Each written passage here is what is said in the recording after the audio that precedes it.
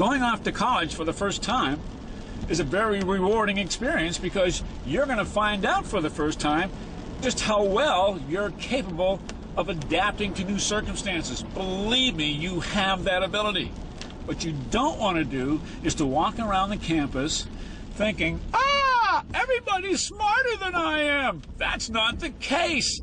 The college accepted you because you measured up to their standards. They liked what they saw, even if, for example, you didn't quite have the GPA or the SAT average they were looking for. There was something very special about you that motivated them to want to include you as part of their freshman class because you were going to add something positive to a school environment.